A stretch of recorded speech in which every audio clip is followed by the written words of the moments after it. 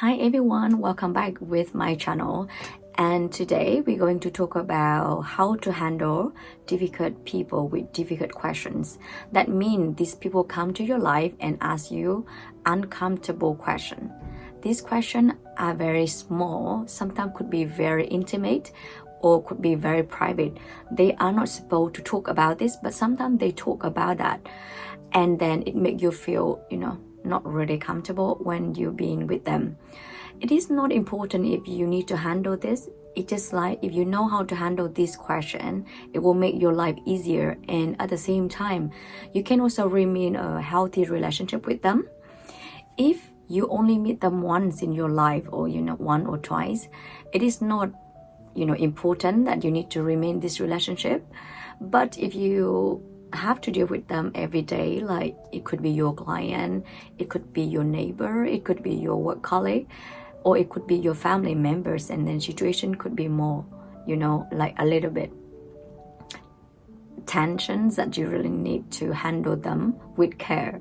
And so today I will show you 3 ways that I did apply it to my life before, and it does really help me to go through this situation. So let's get started. So the first way I would handle this question, and I think it would be the best way, is you can try to not engage into the question. If you find that question is too intimate, too private, or that's something that you don't want to answer. Let's say if someone that asked me a question with my, let's say, my relationship, she asked me, how is my relationship with my ex? And of course, it's my client, and I don't want to talk about that just because of, like, I don't think that there's nothing to do with her, and it is only my, private relationship, private life. So in this scenario, what I normally do would be, I'm not going to engage into that question, but I rather just give an answer like, oh, it's okay. It's very short and simple. And I don't try to, like make them have a chance to have a longer conversation. And so don't engage into the conversation when she really started a very hard question that you feel uncomfortable to talk. That is the first way that I tend to do. And second way to handle this difficult question is you can ask them the same thing. So let's say if they ask me like, oh, how's your relationship with your ex? I would ask them immediately that, oh, so how's your relationship with your ex? So when I talk that back to the person, I feel like I'm moving the target to them. And of course, if they don't answer that to me, that means I don't have a reason to answer that to her. So I think it's kind of the good way for me to really like point the question to that person and maybe make them feel embarrassed or realize that that is not the question they should ask me.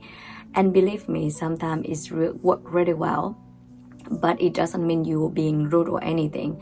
You're just trying to make the conversation become more reasonable. Like, if you don't really answer this question, so why would you expect me to answer the question from you? And the third way that you can deal with this would be, you can sort of like divert the conversation to something else. So if she asks me like, oh, how is my relationship with my ex? I'm going to just ask them like, oh, did you know that the weather next week would be a bit stormy or raining? Then by diverting the conversation, she know that, like, she might know that, oh, why is weird that you avoid my question. Sometimes she might know that, oh, this question is not good, to answer. It's just like you wanted to divert it by saying no, that you're not going to answer that question. She might know it, but if she keep pushing you like, oh, why are you talking about the weather? But I am talking about your relationship, or I'm asking about your relationship. Then that's the time you say, sorry, this is my private zone and I'm not going to share it with you. Or I don't think that I'm going to share with somebody else but me. And by stating that, you really making her like, aware of that you're not going to share this intimate conversation or the question that she is pointing to you is not reasonable. And I did try these free ways, and it worked a lot of time, and it avoid me to being like impolite. At the same time, I could remain this relationship.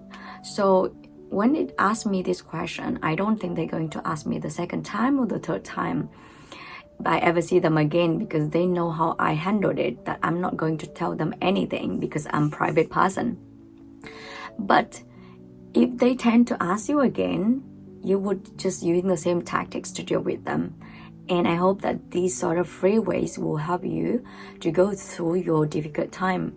I know that like we are not born with the skill to deal with difficult people or difficult questions, but learning these skills to practice with them every day do help a lot to maintain your private zone and make you feel more comfortable, and at the same time you don't ruin the relationship with these people. And so this is my sharing today, and I hope you enjoyed it. If you have any other way to deal with difficult people with difficult questions, feel free to leave in the comment below, and I can't wait to see another way to deal with difficult questions, situations. Thank you for watching the video, and hope to see you in the next video. Bye now.